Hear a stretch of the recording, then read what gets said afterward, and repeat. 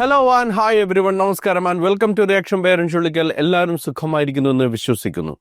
ഞാൻ ഇതുവരെ പ്രതികരിക്കാത്ത ഒരു വിഷയമാണ് വെഞ്ഞാറമൂട് കൊലപാതകം, കൂട്ടക്കൊലപാതകം. അഫ്വാൻ എന്ന് പറയുന്ന ഒരു യുവാവ് അദ്ദേഹത്തിന്റെ അനുജനെയും അദ്ദേഹം പ്രണയിച്ചിരുന്ന വ്യക്തിയെയും ബന്ധുക്കളെയും അടക്കം കൊല ചെയ്ത ഒരു സംഭവം. ആ സംഭവത്തില് എനിക്ക് ആദ്യമേ തോന്നിയ ഒരു ഇൻസ്റ്റിക്ട് എന്ന് പറയുന്നത്, ഈ കൊല ചെയ്യുന്നതിൽ അഫ്വാൻ ഈ സംഭവങ്ങളൊക്കെ ചെയ്തതിന് പിന്നിൽ തീർച്ചയായിട്ടും ഇവരുടെ ഉമ്മ ഏതെങ്കിലും രീതിയിൽ, അത് പക്ഷേ മോറൽ സപ്പോർട്ടായിരിക്കാം അല്ലെങ്കിൽ ഡയറക്റ്റ് സപ്പോർട്ടായിരിക്കാം, ഉണ്ട് എന്നുള്ള ഒരു ബോധ്യം ഉള്ളിൽ കിടക്കണം. അതിന് വലിയ തെളിവുകളുണ്ടോന്ന് ചോദിച്ചാൽ ഇല്ല, പക്ഷെ നമ്മുടെ ഉള്ളിൽ കിടക്കുന്ന ഒരു ചിന്താഗതിയാണ്. അങ്ങനെ ഒരു ചിന്താഗതി നമ്മൾ പറയുമ്പോൾ അതിനൊരുപാട് പ്രശ്നങ്ങളുണ്ട്. ഒന്നാമത്തെ കാര്യം, ഒരു മകൻ നഷ്ടപ്പെട്ട ഒരു ഉമ്മയാണ്.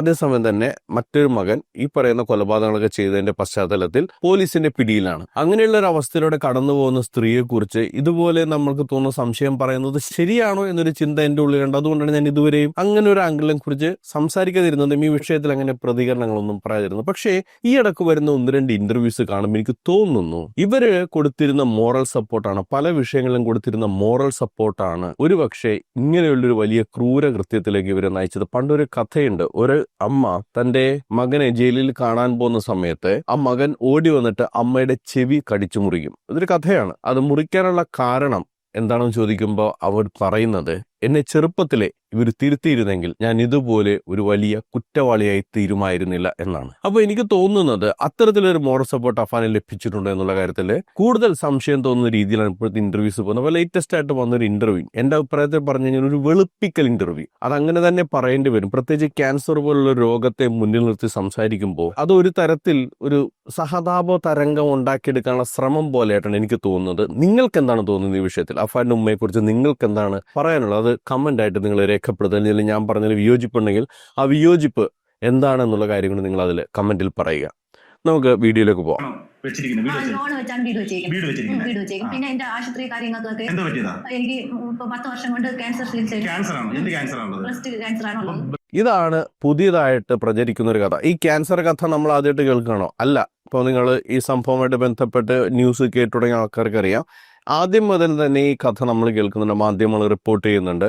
ക്യാൻസർ രോഗിയാണ് ഇവരുടെ ഉമ്മ എന്നുള്ള കാര്യം. അത് മാത്രമല്ല, ആ രംഗത്തേക്ക് വരുന്ന ഒരു വ്യക്തിയുടെ ഒരു വീഡിയോ എനിക്ക് നല്ല ഓർമ്മയുണ്ട്. ഞാൻ സെർച്ച് ചെയ്തിട്ട് കിട്ടിയില്ല ആ വീഡിയോ എന്താണെന്നുള്ളത്.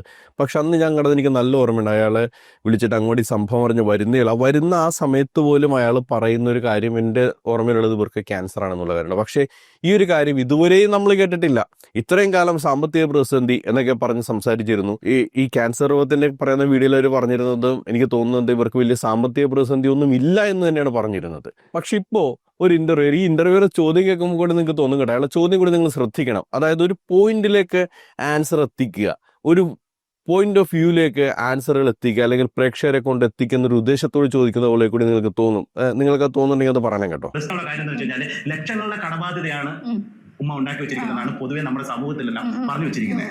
ഭർത്താവ് പ്രവാസിയായിരുന്ന് കഷ്ടപ്പെടുമ്പോൾ ഇവിടെ റഹീമക്കയുടെ ഉമ്മയും മക്കളും ധാരാളിത്തം കാണിച്ച് ലക്ഷങ്ങളുടെ കടം വരുത്തി വെച്ചുവെന്നാണ് പൊതുസമൂഹത്തിൽ അഫാന്റെ ഉമ്മയെ കുറിച്ച് പറഞ്ഞുകൊണ്ടിരിക്കുന്നത്. അതായത് റഹീമക്കയുടെ ഭാര്യയെ കുറിച്ച് പറഞ്ഞുകൊണ്ടിരിക്കുന്നത്, റഹീമക്കയുടെ ഭാര്യ ഷെമിത്തായെ കുറിച്ച് പറഞ്ഞുകൊണ്ടിരിക്കുന്നത്. അപ്പൊ ഈ ലക്ഷങ്ങളുടെ ബാധ്യത കടം വന്നത് എങ്ങനെയാണെന്ന് ആരും ചോദിച്ചിട്ടില്ല. കുറ്റപ്പെടുത്തലുകൾ മാത്രമേ വന്നിട്ടുള്ളൂ. നമ്മൾ ഓൾറെഡി വീട് വെച്ചുകൊണ്ട് 10 വർഷമായിട്ട് ക്യാൻസർ ചികിത്സിക്കുക എന്ന് പറയുന്നത് നിസ്സാര ഒരു കാര്യമല്ല, അല്ലെ? അത്രത്തോളം പൈസ വേണം. പക്ഷെ ഇത് നമ്മൾ പൊതുസമൂഹത്തിൽ ആരെ അറിയിച്ചിരുന്നില്ല. 10 വർഷത്തോളം എന്നുള്ള വാക്ക് നിങ്ങൾ ശ്രദ്ധിക്കണം കേട്ടോ. 10 വർഷത്തോളമായിട്ട് ചികിത്സിക്കണം എന്നുള്ള കാര്യം നമ്മൾ ശ്രദ്ധിക്കേണ്ട ഒന്നാണ്. പിന്നീട് അവർ പറയുന്നതിൽ ഒരു കോൺട്രഡിക്ഷൻ സൂചിപ്പിക്കുന്നതിന് വേണ്ടിയിട്ടാണ്. ഇപ്പം ഇവർ ഇതുവരെ പറഞ്ഞിരുന്ന ഈ സാമ്പത്തിക പ്രതിസന്ധി, ഈ അഫാന്റെ ബാപ്പയ്ക്ക് അറിയാവുന്ന സാമ്പത്തിക പ്രതിസന്ധി, 15 ലക്ഷത്തിന്റെ കടമുണ്ട്, പിന്നെ ഗോൾഡ് ലോൺ വെച്ചുള്ള ചില കഥകളല്ലാതെ ഈ പറയുന്ന വലിയ സാമ്പത്തിക ബാധ്യതയെ കുറിച്ചൊന്നും പറയുന്നതായിട്ട് നമ്മൾ കേൾക്കേയില്ല. അല്ല, അങ്ങനെ ഒരു സാഹചര്യം ഉണ്ടെങ്കിൽ ഒരു വീട്ടിലെ കാരണവർ എന്ന നിലയിൽ, അല്ലെങ്കിൽ ഭർത്താവ് എന്ന നിലയിൽ, മക്കളുടെ അപ്പൻ എന്ന നിലയിൽ, ആ കുടുംബത്തിന്റെ ഏക വരുമാന സ്രോതസ് എന്ന നിലയിൽ ഇങ്ങേർക്കറിയാതിരിക്കോ ഈ പൈസയൊക്കെ ചെലവാക്കുന്നത് ക്യാൻസർ രോഗത്തിന് വേണ്ടിയാണ്, അല്ലെങ്കിൽ ഇവരുടെ ചികിത്സയ്ക്കാണ്? അവർക്ക് പറയാമല്ലോ. ഫസ്റ്റ് ഹാൻഡ് പറയാവുന്നൊരു കാര്യമാണ്. ഇതിപ്പോൾ ഏകദേശം 1 മാസത്തിലധികമായി ഈ സംഭവം നമ്മുടെ മുന്നിൽ നമ്മൾ കാണുന്നു. ഇതുവരെ ഇല്ലാത്തൊരു സംഭവം പൊക്കി പിടിച്ചുകൊണ്ട് വരികയാണ്. ഈ ചെലവിനൊക്കെ പണം ചെലവായത് ക്യാൻസർ രോഗത്തിന്റെ ചെലവ്. ശരിയാണ്, ഈ ക്യാൻസർ രോഗം എന്ന് പറയുന്നത് നമ്മൾ ഇന്ന് ലക്ഷക്കണക്കിന് രൂപ നമ്മളുടെ പോക്കറ്റ് കാലിയാക്കുന്ന അല്ലെങ്കിൽ ജീവിതത്തിന്റെ അടിത്തറ തന്നെ ഇല്ലാതാക്കുന്ന ഒരു രോഗമാണ്. സാമ്പത്തികമായിട്ട് നല്ല ഭദ്രത ഇല്ലെങ്കിൽ, സാമ്പത്തികമായിട്ട് നല്ല ഭദ്രത ഉണ്ടെങ്കിൽ കൂടി 10 ലക്ഷം 12 ലക്ഷം 20 ലക്ഷം ഒക്കെ പോകുന്നതോടെ ആ കുടുംബത്തിന്റെ സാമ്പത്തികത അതോടെ തന്നെ തകരും. അപ്പോൾ അങ്ങനെയുള്ള സാഹചര്യത്തിൽ ഒരു ക്യാൻസർ രോഗബാധ അവരെ സാമ്പത്തികമായിട്ട് തകർത്തിട്ടുണ്ടെങ്കിൽ അത് വ്യക്തമായിട്ട് പറയേണ്ടതാണ്. മാത്രമല്ല, ഒരു പരിധിയിൽ കൂടുതലായി കഴിഞ്ഞാൽ നാട്ടുകാരറിയാതിരിക്കുമോ? എന്തെങ്കിലുമൊക്കെ ഒരു രോഗബാധ മൂലം ഒരു കുടുംബം ക്ലേശിക്കുന്നുണ്ടെങ്കിൽ തീർച്ചയായിട്ടും ആളുകൾ സഹായിക്കാൻ ശ്രമിക്കും. അത് പുറത്തേക്ക് വരും. ആളുകൾ അറിയുന്ന കാര്യമാണ്, ബന്ധുക്കൾ അറിയുന്ന കാര്യമാണ്, നാട്ടുകാരറിയുന്ന കാര്യമാണ്. പക്ഷെ ഇതാരും അറിയാതെയുള്ള ഒരു സംഭവം ഇപ്പം മറന്നേക്ക് പുറത്തു വരുന്നതിലൊക്കെ എന്തൊക്കെ ഇവർക്ക് മറച്ചു പിടിക്കാനുണ്ട്. ആ മറച്ചു പിടിക്കാൻ വേണ്ടി ഇടുന്ന ഒരു മറയായിട്ടാണ് എനിക്ക് ഈ ക്യാൻസർ കഥ തോന്നുന്നത്. കഥ എന്ന് പറയുന്ന വാക്ക് എനിക്കറിയാൻ വേദനിപ്പിക്കുന്നതാണ്. പക്ഷെ ഇവരിത് പറയുമ്പോൾ എനിക്കല്ലാതെ മറ്റൊരു വാക്ക് കിട്ടുന്നില്ല പറയാൻ. അറിയാം, ഓപ്പറേഷൻ ഒക്കെ കഴിഞ്ഞിട്ടാണ് പോയത്. 2-3 വർഷമൊക്കെ അതിനുശേഷം വന്നായിരുന്നു. നാട്ടിൽ വന്ന് ചികിത്സിച്ചിട്ടൊക്കെ പോയായിരുന്നു. പിന്നെ ഇപ്പൊ 7 വർഷം കൊണ്ടാണ് നാട്ടിൽ വരാത്തത്. 2-3 വർഷമായിട്ട് വന്നിരുന്നു, ചികിത്സിച്ചു, ഇപ്പൊ 7 വർഷമായിട്ട് വരുന്നില്ല. അതായത് ചികിത്സിച്ച് ഭേദമായ ഒരു കാര്യത്തെക്കുറിച്ചാണ് ഇവരോട് പറയുന്നത്. 10 വർഷമായെന്ന് പറയുന്നു. പിന്നീട് അത് 10 വർഷത്തിന്റെ ചികിത്സ എന്ന് പറയുമ്പോൾ ആദ്യത്തെ ഒരു 3 വർഷത്തിന് സമയത്ത് ഇത് 3 വർഷം കഴിഞ്ഞ് വന്നത് ചികിത്സിച്ചു ഭേദമായി. ഇപ്പൊ 7 വർഷമായിട്ട് വന്നിട്ടില്ല. ഇപ്പോഴും ഇവർക്ക് ഈ ക്യാൻസറിന്റെ സിംറ്റംസ് ഉണ്ട്. അങ്ങനെ വരാൻ സാധ്യതയുണ്ട് കേട്ടോ. ബ്രസ്റ്റ് ക്യാൻസർ എന്നാണ് പറയുന്നത്. അപ്പോൾ ചിലപ്പോൾ അത് സെൽസ് ചിലപ്പോൾ പൂർണ്ണമായി നശിക്കാതിരിക്കുന്ന സാഹചര്യത്തിൽ വീണ്ടും ക്യാൻസർ സെൽസ് ഫോം ചെയ്യാൻ പാടില്ല എന്നൊന്നുമില്ല. അല്ലെങ്കിൽ റൈറ്റ് ബ്രസ്റ്റിൽ വരുന്ന ഒരു കാര്യം അത് ലെഫ്റ്റിലേക്ക് സ്പ്രെഡ് വരാൻ പാടില്ല എന്നൊന്നുമില്ല. അങ്ങനെ വന്നിട്ടുള്ള സാഹചര്യങ്ങളുണ്ട്. ഇനി ബ്രസ്റ്റ് ക്യാൻസർ അല്ലെങ്കിൽ മറ്റ് ക്യാൻസർ ആയാൽ പോലും അയാൾക്ക് പിന്നീട് ഒരിക്കലും ക്യാൻസർ വരില്ല എന്നൊന്നുമില്ല. അങ്ങനെ വരാനുള്ള സാധ്യതകളൊക്കെ ഉണ്ട്.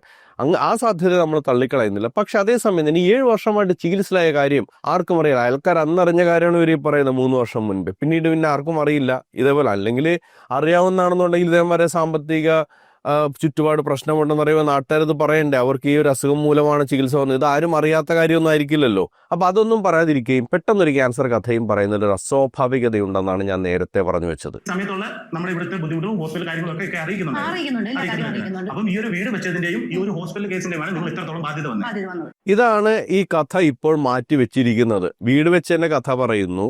ഹൗസ് ലോൺ എടുത്തു കഴിഞ്ഞാൽ നമുക്കറിയാം, നമുക്ക് പറ്റാത്തൊരു സാഹചര്യത്തിലാണ് ഹൗസ് ലോൺ എടുത്തിട്ടുണ്ടെങ്കിൽ അത് ഹൗസ് ലോൺ നമുക്ക് വലിയൊരു ബാധ്യതയായിട്ട് തീരും. പ്രത്യേകിച്ച് ലോൺ അടക്കാതിരുന്ന് കഴിഞ്ഞിട്ടുണ്ടെങ്കിൽ പലിശയുടെ മേൽ പലിശയാകുകയും അങ്ങനെ ഒരുപാട് സാഹചര്യങ്ങളുണ്ട്. പക്ഷെ ഇതൊക്കെ എന്ന് പറയുന്ന ഒരു ലോങ് ടേമിൽ എത്രമാത്രം ഇവർ പറയുന്നത് വിശ്വസനീയമാണെന്ന് എനിക്കറിയില്ല. ക്യാൻസർ ഇതിന്റെ സംഭവത്തിന്റെ ഇടക്ക് വന്നു, വീടിന്റെ ചെലവും കൂടി വന്നു. അങ്ങനെയാണെങ്കിൽ അത് കുറഞ്ഞ പക്ഷം ഭർത്താവെങ്കിലും പറയണ്ടേ. അതുപോലും പറയാത്തൊരു സാമ്പത്തിക ബാധ്യത പെട്ടെന്ന് മുളച്ചു വരിക. പക്ഷെ പൊതുസമൂഹത്തിൽ എപ്പോഴും പറയപ്പെടുന്നത് നിങ്ങൾ അനാവശ്യമായി ധാരാളം ഇല്ല, നമ്മൾ ധാരാളം അങ്ങനെ കാണിക്കാറില്ല.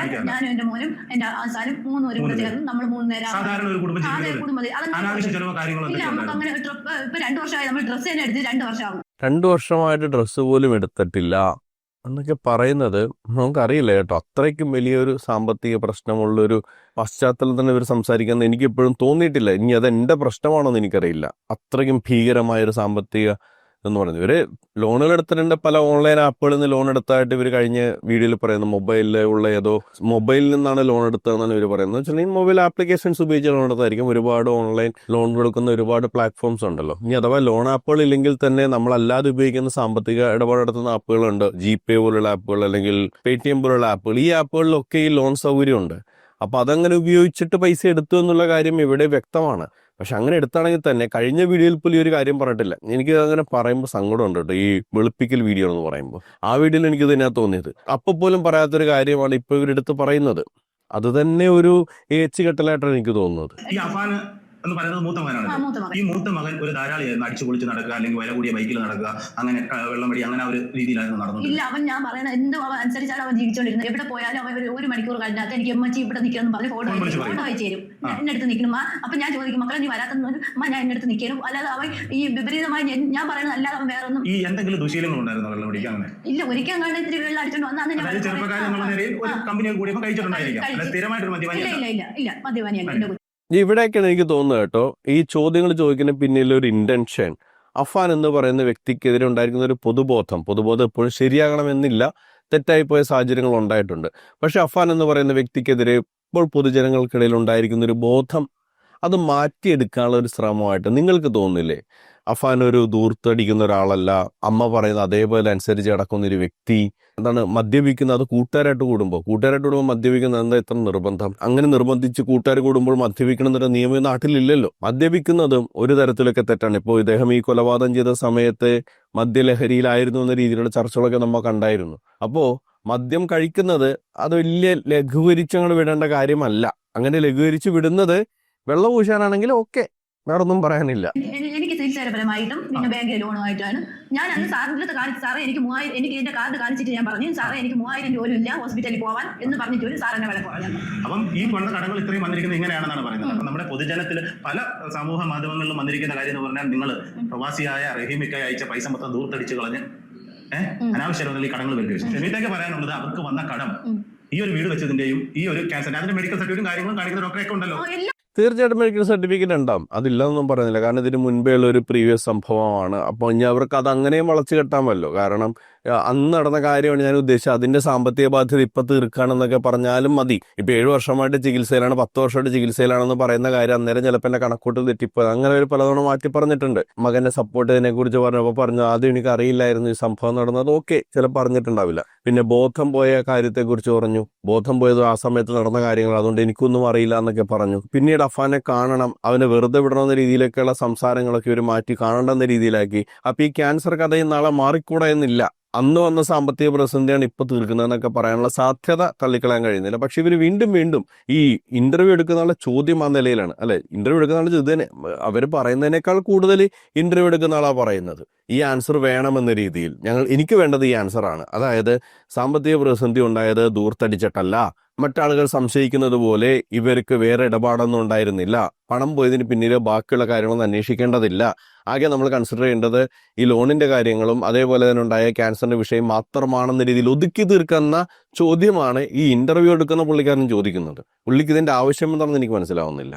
അത് അവരല്ല പറയേണ്ടത്, നിങ്ങളാണോ ആ കൺക്ലൂഷൻ എത്തിക്കേണ്ടത്. അടിച്ചിട്ടില്ല, അവനെ നാം വെട്ടി കൊടുക്കുമായിരുന്നു, അവന് ചോറ് വാരി കൊടുക്കുമായിരുന്നു. 2 മക്കളെ തലേദിവസം ചോറ് ഒരു മാറി കൊടുക്കുകയാണ്. ഞാൻ നാം വെട്ടാൻ അറിഞ്ഞുകൊണ്ട് അവന് നാം വെട്ടാൻ പറ്റില്ല, പെരുപ്പാണ് കൈ ദേഹമൊക്കെ പെരുക്കും. അതുകൊണ്ട് ഞാനാണ് അവന് നാം പോലും വെട്ടി കൊടുക്കണം. ചെറിയ വെളുപ്പിക്കണമെന്നല്ല കേട്ടോ, ആരെയും തല്ലി വളർത്തണമെന്ന് ഞാൻ പറയാം. തല്ലി വളർത്തുന്നതിന് ഞാനെതിരാണ്. എനിക്ക് തന്നെ ചില സമയത്ത് ദേഷ്യം വരുമ്പോൾ ദേഷ്യത്തിന് അറ്റത്തിന് ചിലപ്പോൾ ഒന്ന് കൈയെടുത്ത് അടിച്ചു കഴിഞ്ഞാൽ അപ്പം തന്നെ പോയി എനിക്ക് തന്നെ വിഷമം ഉണ്ടാവും. അത് ചെയ്യാൻ പാടില്ല. നമ്മൾ ഒരു കൺട്രോൾ പോയ സമയത്ത് ചെയ്യുന്നതാണ്. അതിനെനിക്ക് ന്യായീകരിക്കാനും പറ്റില്ല. അത് സോറി പറയുകയും ചെയ്യുന്ന ഒരാളാണ് ഞാൻ പോയിട്ട്, മകൻ്റെ കാര്യത്തിലാണെന്നുണ്ടെങ്കിൽ. അതേസമയം തന്നെ നമ്മൾ എക്സ്പെക്ട് ചെയ്യുന്നൊരു കാര്യമുണ്ട്, അവർ നല്ല രീതിയിൽ അല്ലെങ്കിൽ വഴി തെറ്റിപ്പോകുന്നൊരു സാഹചര്യം വരുമ്പോൾ നമ്മളവരെ സ്ട്രെയിറ്റ് ആയിട്ട് കൊണ്ടുവരിക എന്നുള്ളത് അത് നിങ്ങൾ ചെയ്തിട്ടുണ്ട്. ഇല്ല എന്നുള്ള പൂർണ്ണ ബോധ്യം എനിക്കുണ്ട് ഈ വിഷയത്തിൽ. അതിൽ നിന്ന് മാറി ചിന്തിക്കാൻ പറ്റാത്തതുകൊണ്ടാണ് ഒരിക്കൽ പോലും നിങ്ങൾക്ക് വേണ്ടി സംസാരിക്കാനോ അല്ലെങ്കിൽ ഈ വിഷയത്തിൽ നിന്ന് ഇടപെട്ട് സംസാരിക്കാൻ എനിക്ക് പറ്റാതിരുന്നത്. കാരണം സംസാരിക്കുമ്പോഴേക്കും എൻ്റെ മനസ്സിൽ വരുന്ന ചിന്ത, ഈ ഉമ്മ ഈ വിഷയത്തിൽ കാര്യമായ സപ്പോർട്ട് ഈ മകന് കൊടുത്തിട്ടുണ്ട്. അതെൻ്റെ ബോധ്യമാണ്. അവിടെ നിന്ന് മാറി ചിന്തിക്കാൻ പറ്റാത്തിടത്തോളം കാലം ഞാൻ ഇവരെ അങ്ങനെയുള്ളവരെ ഉമ്മയാണ് നിങ്ങൾ ഈ പറഞ്ഞ് ക്രൂശിക്കുന്നത് ചോദ്യം നേരിടേണ്ടി വരും. പക്ഷെ ഇപ്പം ഇത് പറയാൻ കാരണം ഇതൊക്കെ കുറച്ച് കൂടുതലല്ലേ, കുറച്ച് ഓവറല്ലേ. ഈർക്കിൽ പോലും എടുത്തടിക്കാത്ത മകൻ ഇത് ചെയ്യാൻ പാടില്ലെന്നല്ലേ. ഇപ്പോൾ കുറച്ച് നഖം വെട്ടാൻ ഭയമുള്ള മകനാണ് 3-4 പേരെ അങ്ങോട്ട് ജീവനില്ലാതാക്കിയത്. ഇത് കേപ്പട്ടക്കൊണ്ടേ വിശ്വസിക്കുന്ന പറയുന്നത്. എവിടെയെങ്കിലും പോയി കഴിഞ്ഞാൽ ഓരോ മണിക്കൂർ അമ്മയോട് പറയും, എവിടെയാണെന്ന് പറയും, ഫോട്ടോ എടുത്ത് അയച്ചു കൊടുക്കും. അതൊക്കെ തന്നെ കുറച്ച് ഓവറായിട്ട് നമുക്ക് തോന്നുന്നുണ്ട് ഈ പറയുന്നതിലൊക്കെ. ഇവിടെ ഈ പറഞ്ഞു വരുമ്പോൾ വെളുപ്പിക്കലല്ല എന്ന് വരുത്തി തീർക്കേണ്ട അവസാനമാകുമ്പോൾ ഇവനെ കാണണമെന്ന് ആഗ്രഹമുണ്ടോ എന്ന് നോക്കുന്നു. അവരില്ല എന്നല്ല സ്വാഭാവികമായിട്ട് പറയുള്ളൂ. അവർ ഇതിനു മുമ്പേ പറഞ്ഞത് എയറിൽ പോയത് എല്ലാവർക്കും അറിയാം. അതുകൊണ്ട് അവർ സ്വാഭാവികമായിട്ട് ഇല്ല എന്നേ പറയുള്ളൂ. പിന്നെ ഒരു ക്ലീഷ ഡയലോഗ്, എന്തുകൊണ്ട് നീ ഇത് ചെയ്തു അതെനിക്കറിയണം എന്ന് പറയുന്ന സംഭവം. എനിക്ക് തോന്നുന്നു നിങ്ങൾ ഇവന്റെ പല കാര്യങ്ങൾ, ഇവന് ഈ പണം ചെലവാക്കിയ കാര്യങ്ങളൊക്കെ നിങ്ങൾക്ക് വ്യക്തമായിട്ട് അറിയാം, എവിടെ പണം പോയിട്ടുണ്ട്, എങ്ങനെ പണം പോയിട്ടുണ്ട് എന്നുള്ളത്. പക്ഷെ അതൊക്കെ മറച്ചു പിടിക്കാനാണ് നിങ്ങൾ ഈ പറയുന്ന പോലെയുള്ള പച്ചീർക്കിൽ കഥയും നഖം വെട്ടിയ കഥയും ക്യാൻസർ സംഭവങ്ങളൊക്കെ ഇട്ട് വരുന്നത്. നിങ്ങൾക്കൊന്നല്ലെങ്കിൽ ഈ വിഷയത്തിൽ ഇന്റർവ്യൂ എടുക്കുന്ന പരിപാടി നിർത്തുക, അല്ലാന്നുണ്ടെങ്കിൽ എന്താണെന്നുള്ള കാര്യം പറയുക. നിങ്ങൾക്കിപ്പോൾ നിങ്ങളുടെ മകൻ ചെയ്ത തെറ്റാണെന്ന് ബോധ്യമായിട്ടുണ്ടെങ്കിൽ ഈ രീതിയിലാണ് പണം പോയതെന്നുള്ള കാര്യം കൂടി പറയുക. നാളെ അത് ഏതെങ്കിലും ഒരു ഫാമിലിക്ക് ഉപകരിക്കും. മക്കൾ ആ വഴിക്ക് വഴിതെറ്റി പോകുമ്പോൾ അവരെ തടയാനായിട്ട്. നിങ്ങളോ തടഞ്ഞില്ല.